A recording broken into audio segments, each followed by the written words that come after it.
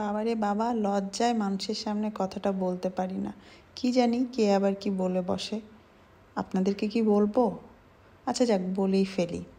কথাটা হচ্ছে, পাঙাশ মাছ আমার খুবই পছন্দের একটা মাছ। আর আমার বাসায় বাচ্চা, হাজব্যান্ড সবাই খুব পছন্দ করে। বাচ্চারা খায় কারণ কাটা কম, মাঝখানের একটা কাটা, মাছটাও নরম। তাছাড়া মাছটা কিন্তু খুব হেলদিও। আমার বাসায় এটা প্রায়ই রান্না হয়, মাছ ভাজা বলুন, ভুনা, সবজির সঙ্গে, অথবা যে কোনোভাবে আমি এটাকে স্ন্যাক্সও বানিয়ে ফেলি। আমার বাসায় এটা একদম হিট একটা আইটেম। বাচ্চাদেরকে মাছ খাওয়ানোর জন্য আমার মনে হয় যে এটা দিয়ে আমি যত ধরনের রেসিপি পারি করে ফেলি।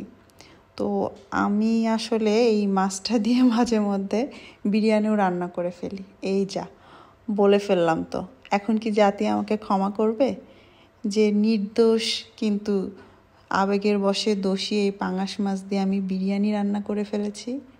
যাই হোক, আমার বাচ্চারা তো অনেক মজা করে খায়, আর খেতে কিন্তু সত্যিই অনেক মজার।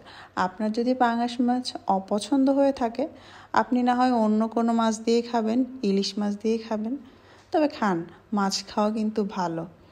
আর আজকে আমি মজার এই পাঙাশ মাছের বিরিয়ানিটা তৈরি করে ফেলেছি। রাতের ডিনার ছিল, সাথে আর কোনো আইটেমই রাখিনি। খুবই মজা ছিল খেতে।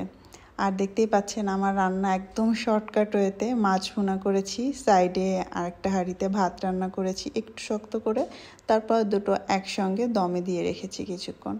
ব্যাস, একদম ঝটপট ফিশ বিরিয়ানি রেডি। এখন শুধু গরম গরম খাওয়া। গরুর বিরিয়ানি, মুরগির বিরিয়ানি, কত ধরনের বিরিয়ানি আমরা খাই। মাঝে মধ্যে যদি মাছ আর ডিম দিয়ে এরকম বিরিয়ানি রান্না করেন, তাহলে দেখবেন বাচ্চারাও খুবই মজা করে খাবে।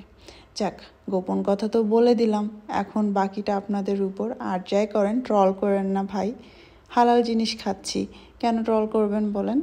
আমি এখন মজা করে গরম গরম এই ফিশ বিরিয়ানিটা খেয়ে ফেলি। আল্লাহ হাফেজ।